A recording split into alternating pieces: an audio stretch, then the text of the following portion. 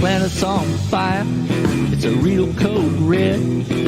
Got us by the balls, we're being slowly bled. All the swollen puppet head propagandize big chocolate points, flat out lies. A house full of mirrors, it's a lousy reflection. Run hard left, it's a true direction. Democracy's in trouble, this news isn't fake. Everything we fought for is truly at stake. Border to border, coast to coast, it's time to view the talent and meet our host. It's a podcast by George. All right, folks, it's showtime.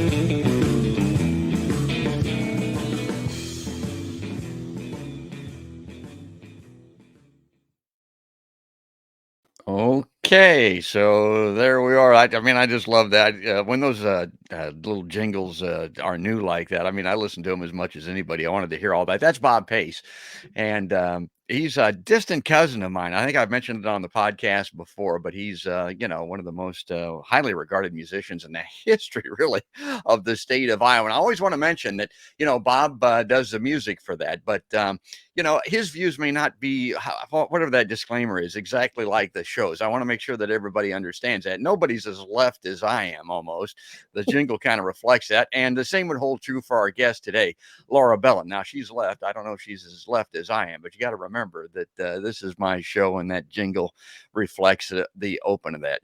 Well, Laura Belin is with Bleeding Heartland. She's written some great stuff lately. There's some big news moving around the state of Iowa, both on the electoral side, and then also with the Iowa Department of Public Health and the governor's office and all that. And so we wanted to bring Laura back in to talk about all of that. So let's see if this works. Let's see if we can get her. There she is. Good morning, Laura Belin. Good morning, George. Good to be here. Right off the top, I want to mention bleedingheartland.com is your source. That's the place to go to. And we're not limited by time on these live streams like I am in my recorded podcast by George, but we've still got a lot to talk about today. So if you want to know more about Bleeding Heartland, Laura, all of that, go to bleedingheartland.com. She is the editor-in-chief. She is one of the top observers and writers on Iowa politics, and we're just delighted to have Laura back on the show. Well, the news that I like to cover from Iowa really is news that might be big in the Hawkeye state, might be big in all 50 states. And we just had some of that here within the past week when it comes to the Department of Public Health and Caitlin Pedati, the state medical director. And let me bring this up on screen to get us started, Laura. And I'm going to turn a lot of this over to you because you're really good at it. And this is surprising stuff. So, okay, here we are on bleedingheartland.com. 10 ways Dr. Caitlin Pedati failed Iowans. State medical director and epidemiologist Dr. Caitlin Pedati is leaving the Iowa Department of Public Health in late October, the agency announced on September 22nd. The leader of Iowa's COVID-19 response had hardly been seen in public all year and granted few media interviews. Pedati was an occasional speaker at Governor Kim Reynolds' televised news conferences during the first 8 months of the pandemic, but had not appeared at one since November 2020. Okay, there's one thing I wanted to ask you here right off the top on that, Laura. They're referring to her now as an epidemiologist, which she wasn't when she came into this position, I don't think, but simply by serving in this role, she now carries that title. How does that work, Well, they gave her that title. I mean, I don't think that she's certified as an epidemiologist, but she does have that title, and they may have at some point combined two positions. The Iowa Department of Public Health for more than 20 years had Dr. Patricia Quinlisk was the state medical director and epidemiologist, and she was very highly regarded.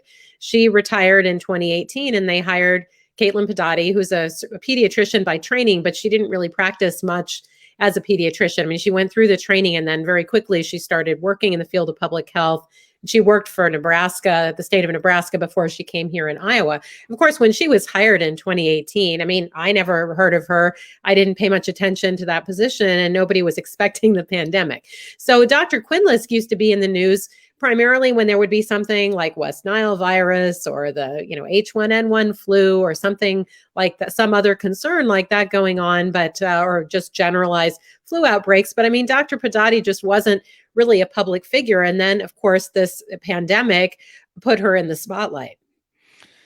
Well, let's talk about her background a little bit, her service with the state of Iowa, because this really gets to my main bone of contention, and it has to do with her hiring, coming in like she did, ascending to these heights in the pandemic. She had that title of epidemiology or epidemiologist. These words are hard for me, folks. Mhm. And as far as that office is concerned, particularly compared to her predecessors that you were talking about, she was very highly paid and then got kind of above and beyond compensation also from the state of Iowa, correct? Well, she got a big raise of several months into the pandemic. She got a 45% raise, which I reported on last year. And that put her pay, I think, even up above what Dr. Quinlisk was getting after 20 years on the job. So some people were saying, look, the workload was greater than what was anticipated because of the pandemic, but she was collecting a lot of overtime pay as well in those early months.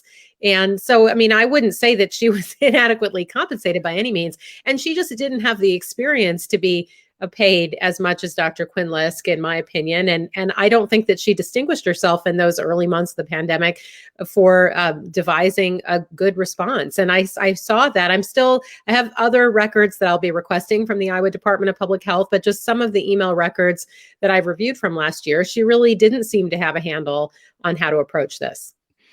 Well, every word is important, and I like to kind of dissect these things. And I know that you work very carefully on this to make sure that what you're saying is correct.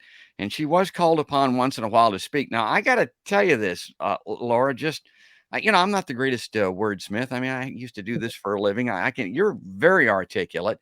You were precluded from being in these news conferences a lot, but I used to watch Pedati. And this stuff was kind of word salad. I used to listen to what she was saying and watch the way that it was presented. And I had to ask myself the question, is she being evasive?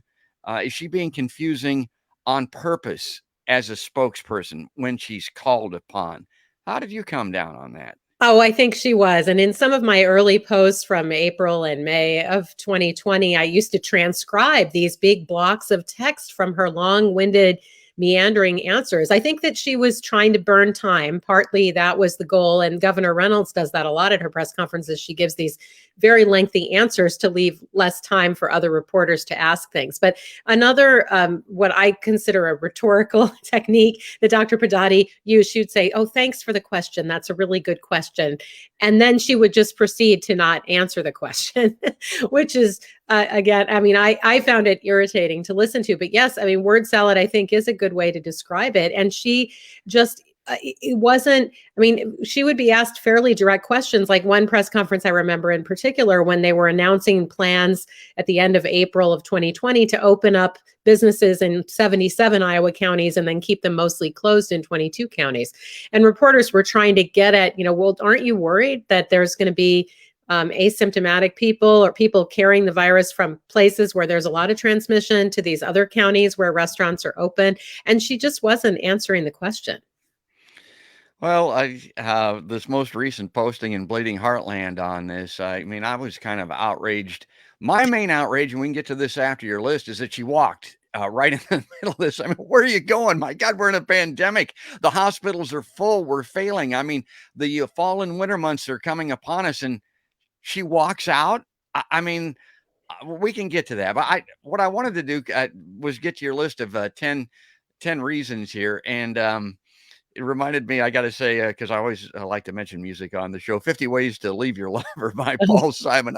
You probably could have come up with 50 ways, but we've got 10 here to run through very quickly. And they're all important, but I want you maybe to highlight the ones that you think are most important. But the first, I had to kind of double read because it didn't make sense to me to start with, but I get it now. They adopted a matrix to determine mitigation practices. Can you explain exactly what that was? Well, if anyone was watching the governor's press conferences in the very early weeks of the pandemic, a lot of state governors were issuing stay-at-home orders or shelter-in-place orders, and Governor Reynolds ruled that out really quickly. So the Iowa Department of Public Health was scrambling to try to figure out what could they do to justify how many things would be closed and how many things would be open. And I obtained through public records requests last year some emails between Dr. Padati and other people at the department, and public health officials, both at the University of Iowa Hospital System, the University of Iowa College of Public Health, and Johnson County Public Health, which was an early hotspot. And this was in like March 20th, 22nd, 24th of 2020, very early days. And Dr. Padati was just scrambling. She was just trying to come up with something like, give me some ideas of metrics that we could use. And then she cobbled together this 12-point scale, which just didn't make a lot of sense. People who work in the field of public health said they hadn't seen anything like this before. And so it was supposed to, the state was grouped into 6 regions, and then they would, every day at the governor's press conference, they would announce what the score was. And if it got up to like 6 or 7, there would be certain business closures. And if it got up to 8 or 9, there would be other things. And then in theory, if you got to 10, there would be a shelter in place order. But it seemed like this matrix was designed so that it would be very difficult to get to a 10. And it didn't make a lot of sense. I mean, there were areas where there were hot spots, like that first Tyson pork processing plant outbreak in Southeast Iowa, in Columbus Junction. You know, they were showing, even though that was creating a lot of cases, they were looking at it in terms of like percentage of cases who were in the hospital. So then they were saying that that region in Southeast Iowa, where they had this enormous outbreak, was at a lower number on this 12-point scale than Northeast Iowa. I mean, it just didn't make a lot of sense. And they dropped this thing after less than a month anyway. So, I mean, I think even they acknowledged that it didn't make any sense. But from my perspective, in her job, she could have seen in January and February that this virus was probably coming, most likely, certainly by February. And so she should have been already putting in place some kind of procedure or approach to figure out what's the right way to handle this. And I could tell from these emails that she was, like I said, just scrambling and throwing together this 12-point matrix on the fly around like March 22nd or 23rd of 2020. So that's the matrix. That's the number one on the hit parade on the list. The second one is also jumps off the page at me because some of these things are life and death issues. And the second one refers to that, refusing help from the federal government to test workers in meatpacking plants, folks, where people died. Yes, people died, and then people who live with them. I mean, in April of 2020, the public health director in Black Hawk County, which is where Waterloo is, said that 90% of their cases could be traced in some way back to the Tyson plant up there. So it wasn't all people working at the Tyson plant, but there may be, for instance, often someone works at the plant and someone living in the same household, maybe works at a nursing home. And so there was all kinds of community spread. There were a lot of people who were in close contact with Tyson workers who ended up getting very sick or dying. And I should say that one thing I wanted to mention is that I don't know for sure that Dr. Padati walked. I mean, I have been told that she wasn't fired, that this was her decision to leave. I am seeking public records to confirm that. I think that, I mean, I find it plausible that she would be leaving. And like I said, I don't know why she stopped being invited to speak at the governor's press conferences, but it makes me wonder whether privately she did disagree with some of the policies that the state has been pursuing the last 10 to 12 months. But in any case, yes. You think she might have been asked to leave? That's a possibility. Well, I mean, I think it's possible that she was told, look, you know, that people aren't happy and go find something else. I mean, I don't know that. I'm just saying that they're saying that it was her decision to leave. And I just don't know. She's not from the Midwest. And it's possible that she came here with the intention of being here for a few years and then moving on to get somewhere closer to home. She says that Padati was definitely buying time. And she's talking about her presentations and her speaking skills. It says, I didn't find any sense of confidence or reassurance from Dr. Padati. I questioned her qualifications from the get-go. This is a major problem in general, but during a pandemic, extremely dangerous. Yeah, so there's a couple of good points there. I mean, I'm up with that. I'm going to have to agree with what that viewer is saying, and it has to do with the fact that you need to be confident when everybody's sitting at home in the dark, scared to death in a pandemic. You need to have capable people that can field questions and answer them honestly and with some clarity. And then, of course, the qualifications from the get-go were questioned. So that's a question for you again, Laura.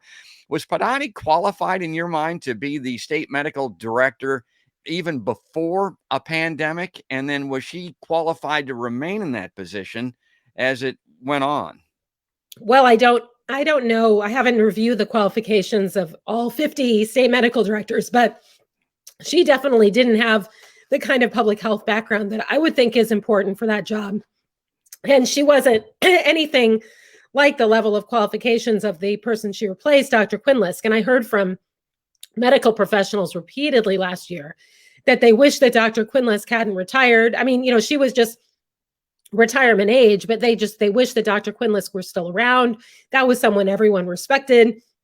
She was straight with people. And when Dr. Padani was presenting to medical groups or healthcare providers last year, people didn't have a lot of confidence in her message. And again, I don't know how much input she really had in developing the policies. The governor's office may have been calling the shots on a lot of these bad policies with reopening. And I tried in this piece that we're going through, these 10 ways she failed, I tried to really focus on things that were in her area of expertise and not to blame her for some things that clearly were Governor Reynolds' decision. Well, again, I'll go back to the earlier point that you made and that I raised about her compensation. She was well paid coming in. She was rewarded handsomely during her tenure. It would appear that the governor thought that she was well qualified and was doing a great job. Now, maybe that what changed over time and had something to do with her exodus, but that's yet to be determined. And the only way that we're going to find out, it looks like, is with open meeting requests, again, from Laura Belin and Bleeding Heartland. That's another reason that you need to go to bleedingheartland.com and also go to their Patreon page. Throw them a few bucks because these open records requests cost some money, and it's all on Laura to dig this out. But I think we need to know that because it's a real reflection on the governor and our political process as well. Okay, well, I learned last year that her raise was in violation of state policy. Yes. People in state government are not supposed to get more than a 3% raise when they stay within the same pay grade. Like, so for instance, if you move to another position that's at a higher pay grade, you might get more than 3%. But in her case, she had already gotten a raise in December of 2019, and then she got this huge 45% raise. So really, she shouldn't have been eligible for another raise until December of 2020. But in June of 2020, she got this enormous 45% raise. So, and she had also been getting a lot of overtime pay. As far as the records I received last year indicated that she stopped collecting on that overtime sometime around August of 2020. But she still, I mean, she got at least $50,000 or $60,000 just in the overtime pay. Wow. Well, let's keep spinning through this list because there's 10 items here, and it's going to take a while to get through here. They're all great. You got to sit and think about them, folks. And this, again, think about who's responsible for all of this. There has to be some accountability, and Laura's trying to assign that. Now, when the pandemic broke out, there were restrictions in place. Your number 3 item deals with that, loosening restrictions in most Iowa counties before the COVID-19 tests were widely available. So they put restrictions in place and then removed them without any testing. And it was kind of like, well, why? Did you just kind of have some sense? What made you make that decision? This was just really one of the most inexplicable decisions. And I do believe that ultimately, like I said, a lot of these decisions came from Governor Reynolds. But Dr. Padani was out there on television defending and agreeing with these decisions. So we had early outbreaks in a bunch of counties, mostly in central and eastern Iowa. And so going into May 1st, the governor decided that she wanted to open up businesses in most of the counties where they hadn't had very many cases yet. Of course, tests were not widely available. The Test Iowa program the contract had only just been signed in late April of 2020. And so we didn't have the testing sites up. And we found out later through other people's records requests that in places like Storm Lake and Denison in Western Iowa, where they have big meatpacking plants, the local people were very concerned about, well, what if there are a lot of cases at Smithfield and Tyson and they weren't doing the testing yet? They hadn't done the testing. So it just never made a lot of sense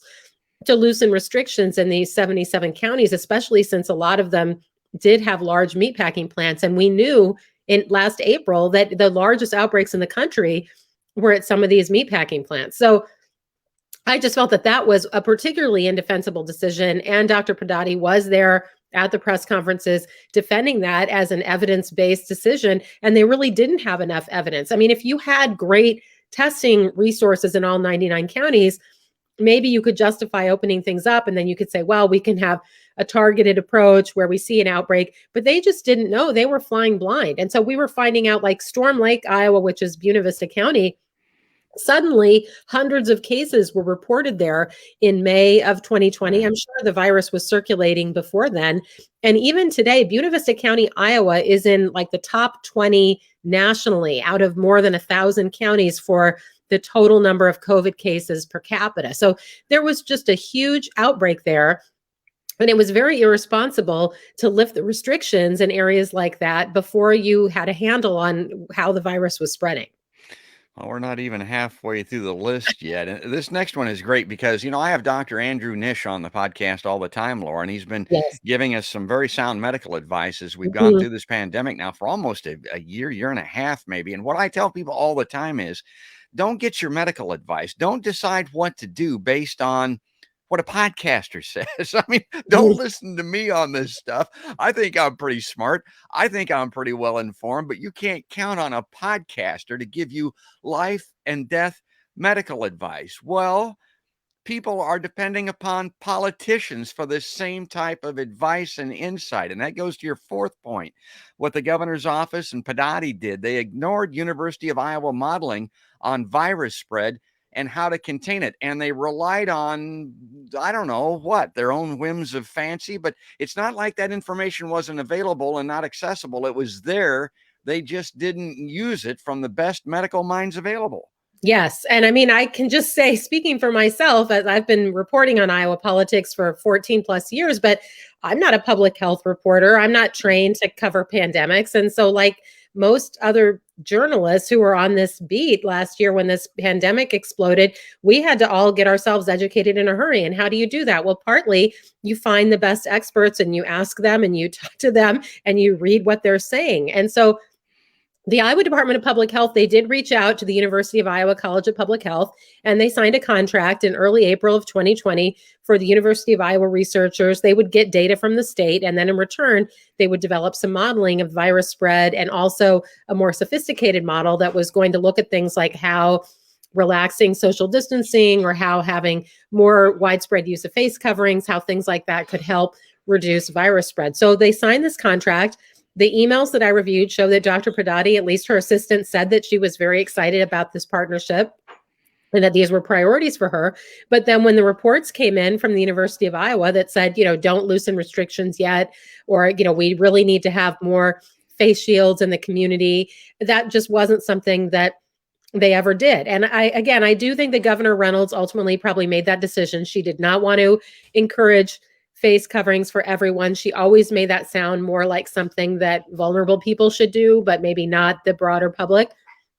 And that was something that came up at many of her press conferences last year. Why aren't you encouraging masks more? And she just, I feel that was a political decision. But again, Dr. Pradati and her team, if they had any misgivings, they weren't public about it. And the University of Iowa researchers, I mean, they were clearly frustrated that they were giving this good advice. They put a lot of effort into coming up with this model, and it just wasn't used.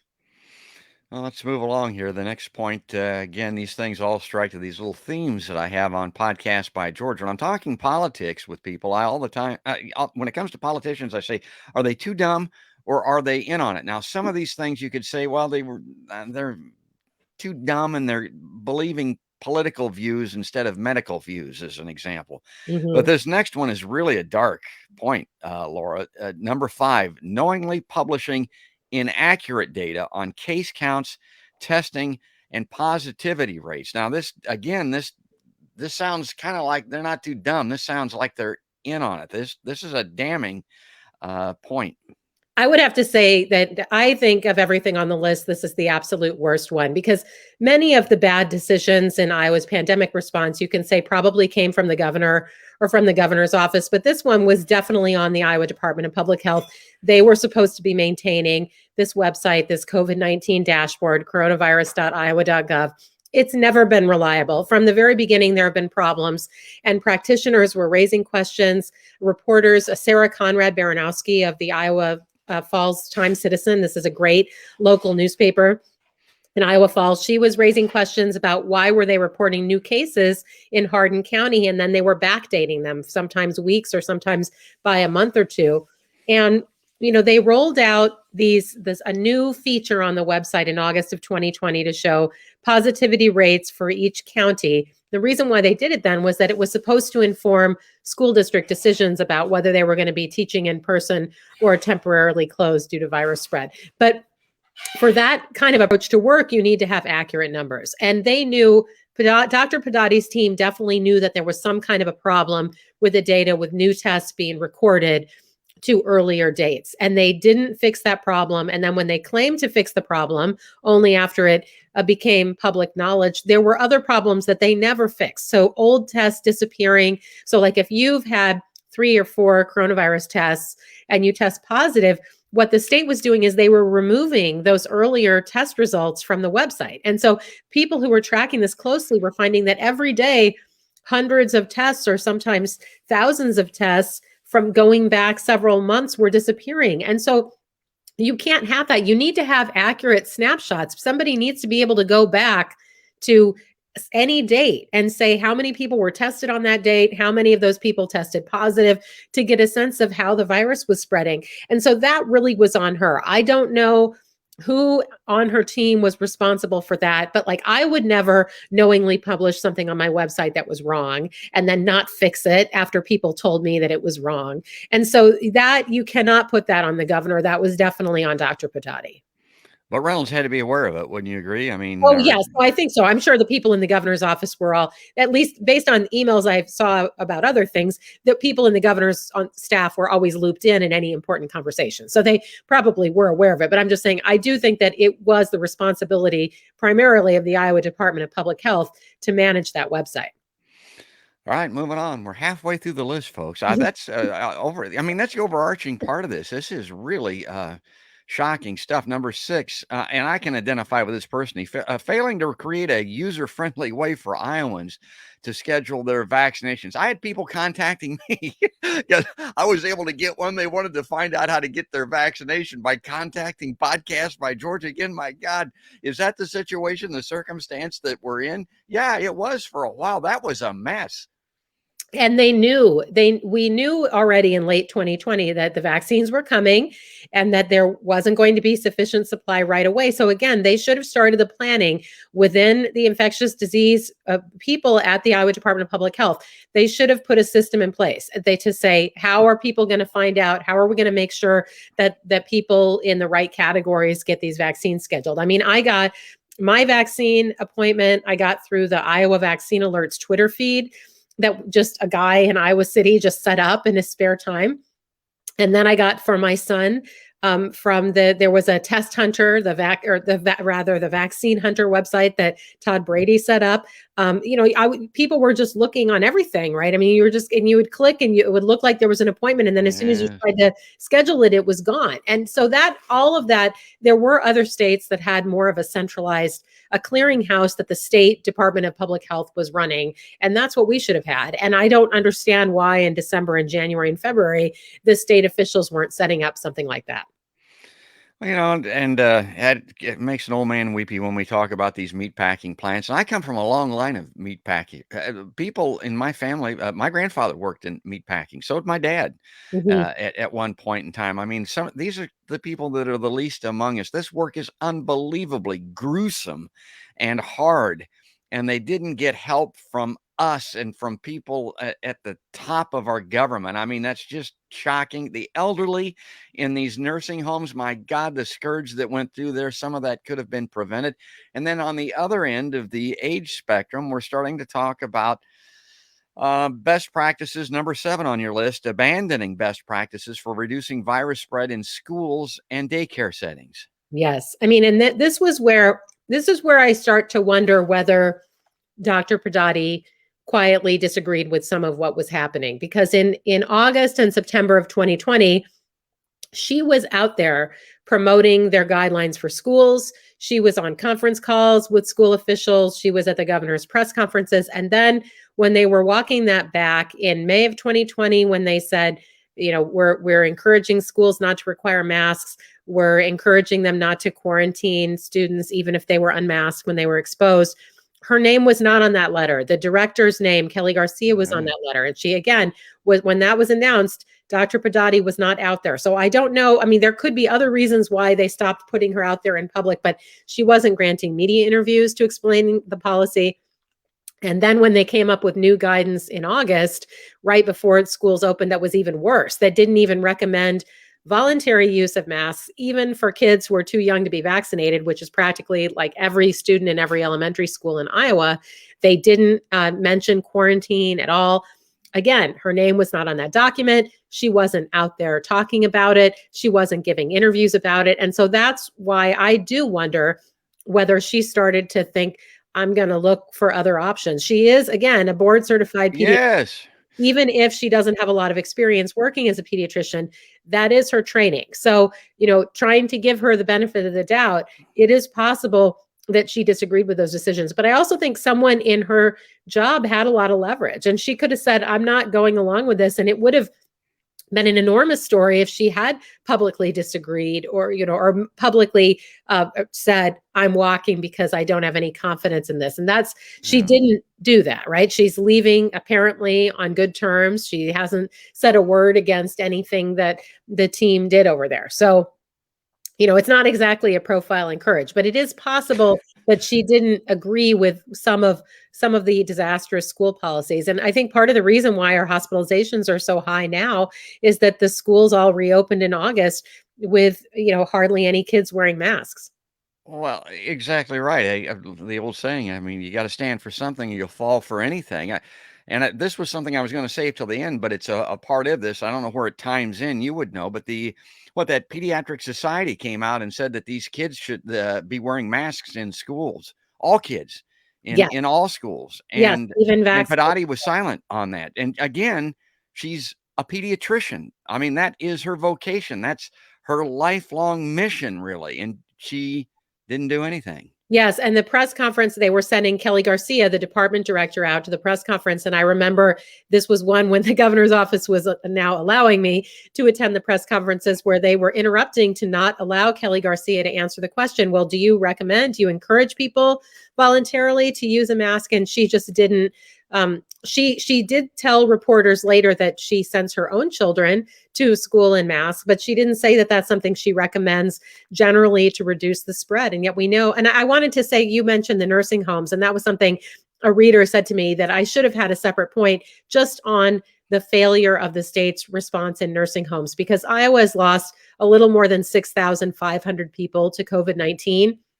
And more than 2,400 of them were people living in nursing homes. That doesn't count like assisted living or other senior communities. That's just nursing homes. So it's a huge number. There were nursing homes that were just devastated with outbreaks. And I'm going to be looking at some of the records to see if I can find if Dr. Padati was specifically encouraged by experts in the field to do more to keep nursing home residents safe. Because of course, those were the most vulnerable people in the society, and so many of them did pass away.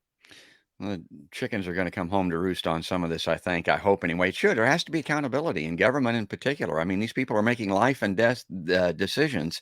So it's only reasonable. I've got some other comments coming on. I want to get to this one in particular because this is from Dr. Glenn Hurst, who I know Laura knows very well, and who I interviewed on the podcast. And he's made a comment here saying, I was in Marshalltown yesterday speaking with the mayor about how the meatpacking plant has a 70% immunization rate, and the hospital and nursing home staff have a 50 to 60% rate.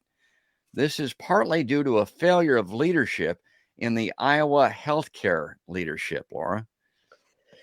Yes, I think so. And the Iowa Veterans Home, which is a state-run facility based in Marshalltown, is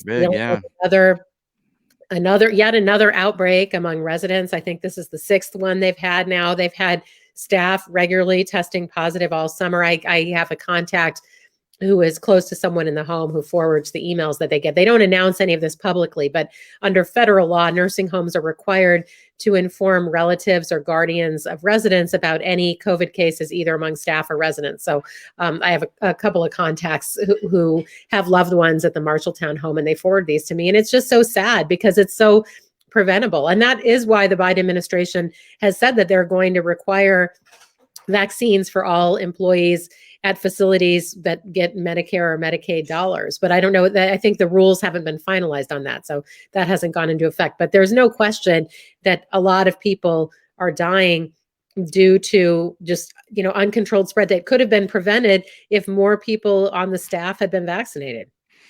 Well, and they have to be tread very carefully. The outreach. I mean, it has to do with education. It might even have to be do with rewarding and benefit nursing home employees. My God, they are the salt of the earth. These people are doing work that no one else will do. And I got to tell you something. I'm at the age where I may end up under their care someday.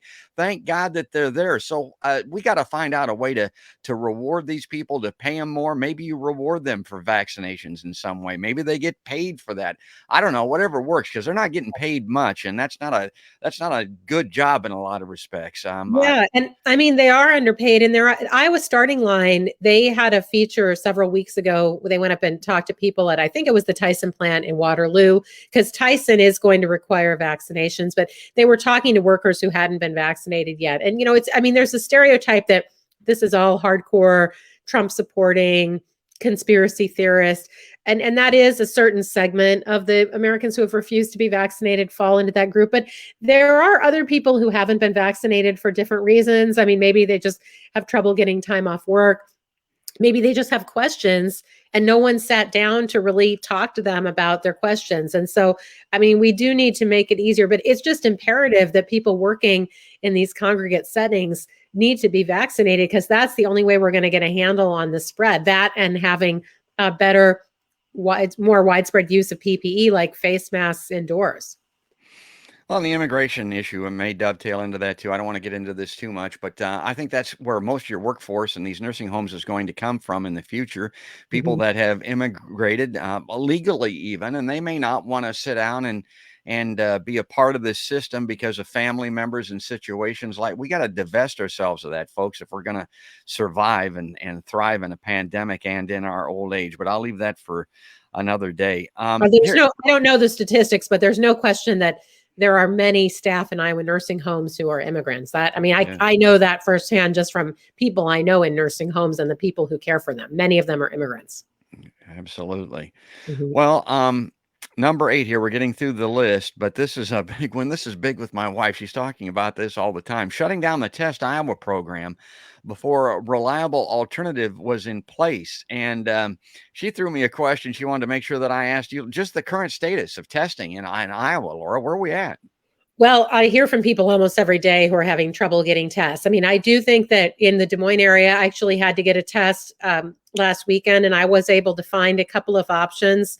They weren't cheap. If you want a rapid test in the area, it could be $80 or $100. Your insurance probably won't cover it unless there's a medical need for you to have that test. But in a lot of places, they just don't have any testing sites open. I talked to someone who lives in Ames who had to drive down to Ankeny. And I mean, Ames, like major city, major hospital, university town, it should be very easy for people to get a test. And in some European countries, I mean, people can just go to any drugstore and pick up a rapid test that they can use at home. So the theory was, Iowans can order free testing kits from Test Iowa, but there are huge backlogs for those. I've talked to people who did have those Test Iowa at-home kits, and then they mailed them in, and then 5-6 days later, they still haven't heard anything, whether they're positive. So that's not really helpful for people. If you're wanting to know whether you have COVID, especially if you're in a high-risk group, you need to know right away so that you can get the treatment, the monoclonal antibodies, or you need to know how long you need to stay home from work or from school. So it's just not helpful. And again, they knew. Now, I do understand that there was much lower demand in the spring and early summer for the Test Iowa sites. And so I think that factored into the decision to close down those sites. But they knew that the Delta variant was here. They knew it was spreading all over the country. And they absolutely should have had some plan to make sure that every Iowan had access to rapid tests. And if you live in rural Iowa, it's just so difficult for you to find any place that can test you. And the clinics like Unity Point and Mercy clinics, they're running short. So they're asking people who aren't severely ill basically to go find a test somewhere else. Don't come here if you have a sniffle and you want to know whether it's COVID. They don't want you to use up their tests because they're starting to run low at a lot of their clinics and hospitals. Running low on tests. We got plenty of bombs, folks. I don't know if you saw the NDAA, but we just approved that. We've got $300 million a day coming out of Afghanistan that's going to be spent on tests. I don't think so. Again, I digress, I guess. I got to leave that for another day. Okay.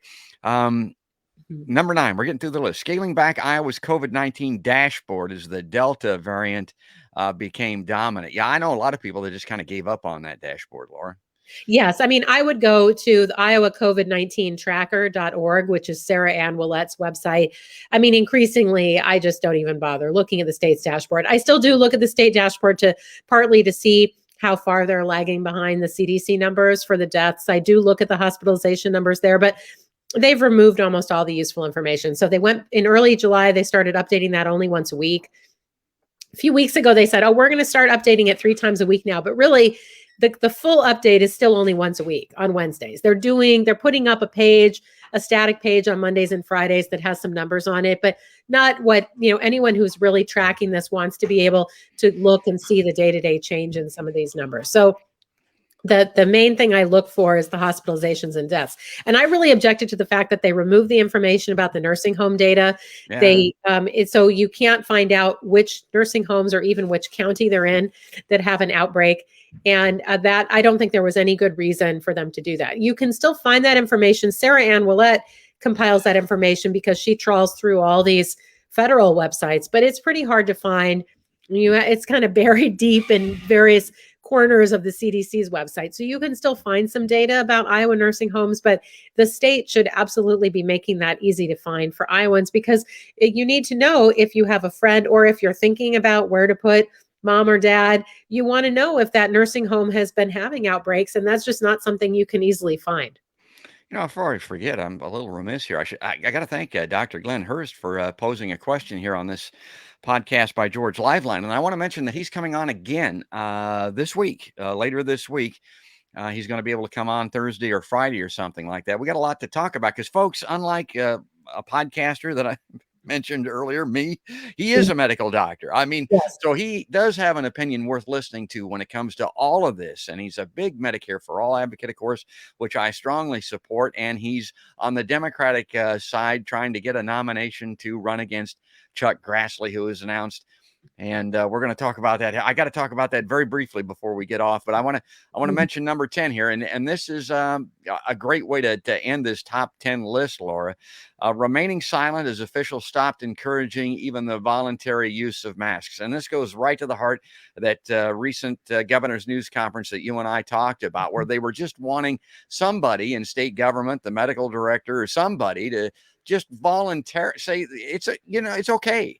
Wear masks. I mean, we would like for everybody to wear masks. We're not going to mandate it for, I don't know, political or legal reasons or something like that. But it can't hurt anything. But they won't even do that. No, and they say they push vaccination, which, I mean, it's good that they're still pushing people to get COVID vaccines. But meanwhile, tens of thousands of kids in schools are too young to be eligible for the vaccine. So there's like nothing. They have nothing to say to those people. There's no social distancing. There's no recommendation for masks, even on a voluntary basis, even if you have people at home. And I really think about this a lot because when I was in 5th grade, so which would be too young in today's context for a COVID vaccine, my mother was going through chemotherapy. And I think about that a lot. How many young kids in schools have someone at home on dialysis or going through cancer treatment or something for some reason, it has a vulnerability, and they could bring that virus home and make that family member severely ill. So it's just, to me, especially for Dr. Padati, being a board certified pediatrician, there's just no excuse for her not going to the mat. And it's possible that behind the scenes, I'm going to be looking for records that might show what conversations were had behind the scenes on this. It's possible that she didn't agree with parts of the school guidance. Like I said, her name was not on that updated school guidance document from the Iowa Department of Public Health, but she really needed to be out there screaming about it this summer because it's been a disaster. And we're now, I mean, our hospitalizations are really not in a good place right now. Well, that kind of will wrap up this segment for me anyway. And I think I've given my viewpoint on it. But whether or not she should have been hired is debatable. Whether or not she should have had the singular role as the medical director, as having no background or experience in this area, and then being compensated and paid the way that she was. Oh, there goes an issue there with my camera. How did that happen? Battery. Yeah, it said battery low. Let me see if I can bring that back. You take it, Lauren. Let me see if I can bring that in. Yeah, I mean, look, it's like I said, when Dr. Padati was hired in 2018, no one was expecting this pandemic. And if she had been the state medical director in normal times, probably very few people would have heard of her. Maybe she would have done a capable job. I mean, I just don't think she was up to this task. I don't think that the governor's office really made it easy for the Iowa Department of Public Health, but I never saw any sign that she was out there fighting for really good COVID mitigation policies. And I just, again, find it unforgivable that this website has not been reliable throughout this thing. That's just the bare minimum that we should have been able to rely on the state public health agency to give us accurate numbers about tests, cases, hospitalizations, and deaths. And it just wasn't happening last year. So that, I think, is definitely on her doorstep. Are you still having trouble with your camera?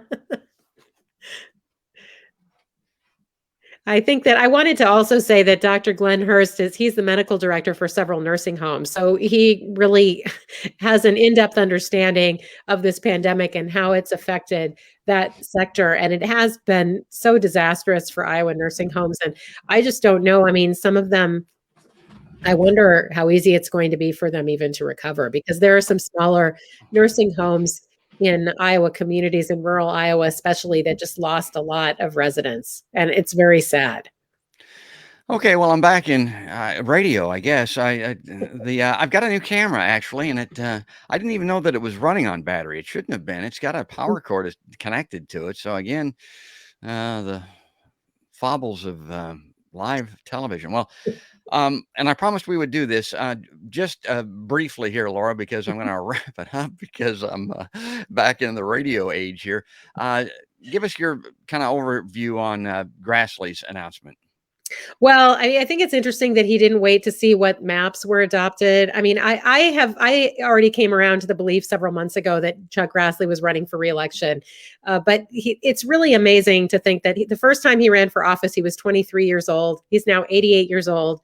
He'll be 89 on election day. And it really is amazing to think of running for a 6-year term at that age. I mean, his health seems excellent for an 88-year-old, especially. He gets up and runs 6 days a week. But really, it's just, to me, it suggests that the Republican establishment doesn't want to let go. They don't want to have an open primary where they can't control who the nominee is.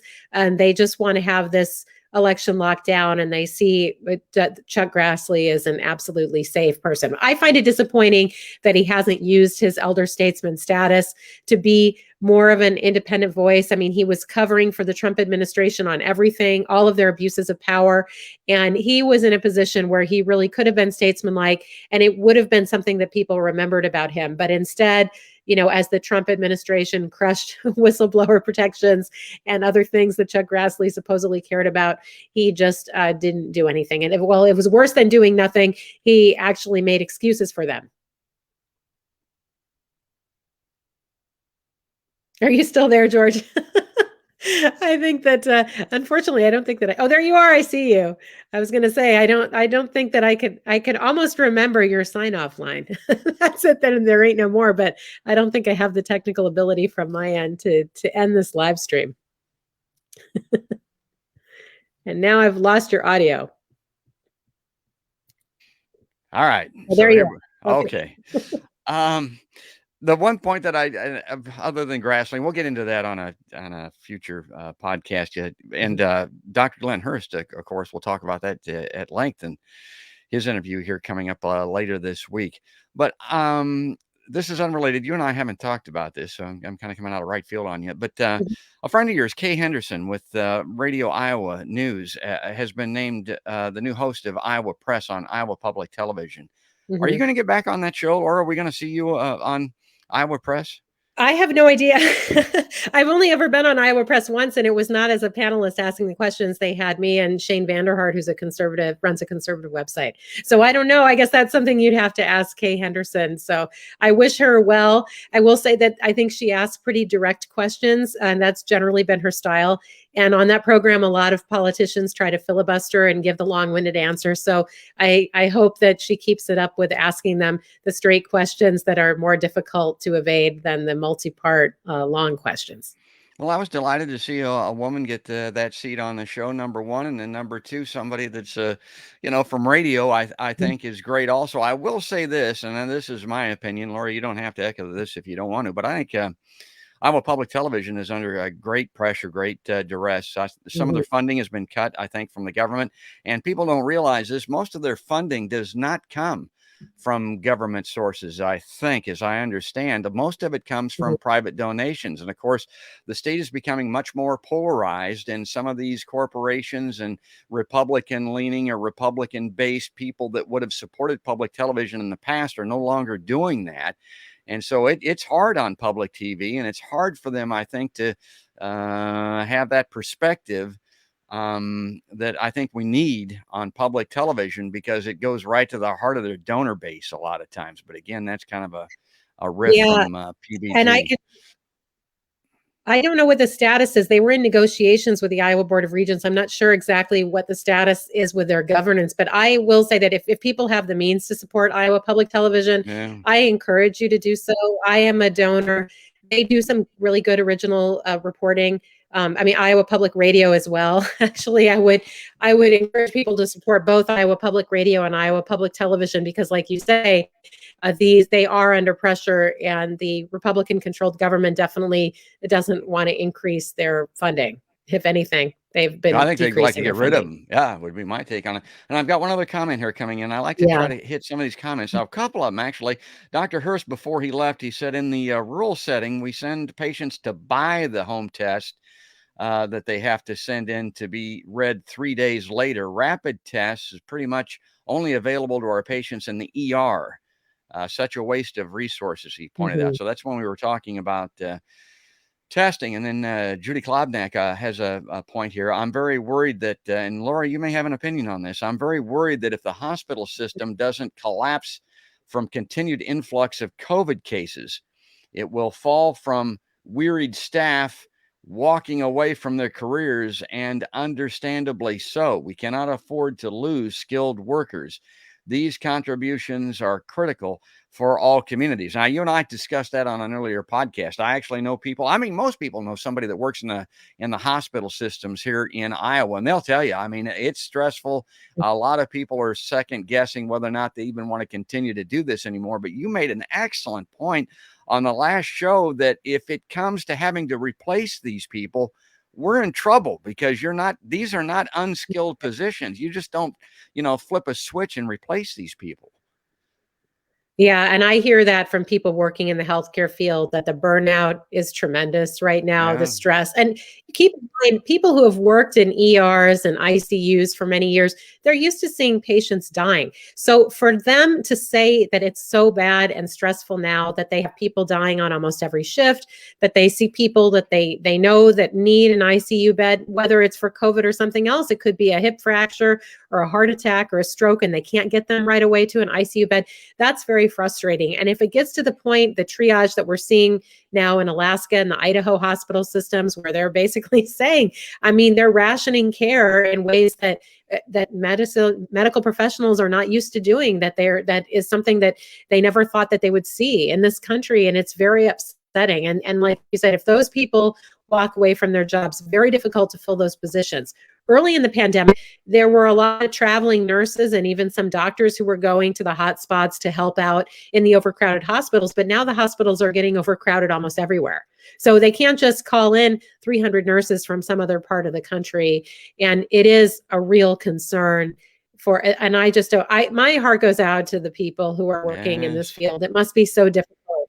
It must be so Yeah. difficult. And they also have to deal with some very unpleasant, sometimes relatives who take out their frustrations and fear and anger on the hospital staff, who, of course, it's nothing, nothing is in their control. Yeah, and it's human nature to think, well, they're used to seeing people die. That shouldn't bother. No, nobody gets used to that. I mean, that's the problem with PTSD and soldiers in combat and all. Nobody ever gets used to that. It's not part of the human condition. We're not supposed to watch, observe, and witness people die. And those people get paid to do that, but it ain't easy. And this is hard on everybody from that perspective, if nothing else. But it looks like the internet's starting to break up on us. So we're going to wrap this one. We're going to call this a day for Podcast by George. I think we got most of it on, and I'm glad for that. I want to encourage everybody to go to bleedingheartland.com, go to their Patreon page, throw them some money to have Laura continue to do this outstanding work. She is back in the governor's news conferences. You'll be in the next one, right, Laura? Yes, although she doesn't have them every week, so I don't know when the next one will be, but they tend to not announce them more than a day in advance, so it's hard to plan. All right, great. Mhm. Well, that's going to do it. That's going to wrap it up, folks. If you like Podcast by George, please go to podcastbygeorge.com. Pick the platform where you'd like to watch or hear us. YouTube, Facebook, and iTunes. Those are always popular. That's a great thing to do, and we would really appreciate that. But again, thanks, Laura, for coming on a Podcast by George live line. Thanks. Always good to talk, George. Well, that's going to do it. That's going to wrap it up. That's all there is. And there ain't no more. That's another Podcast by George.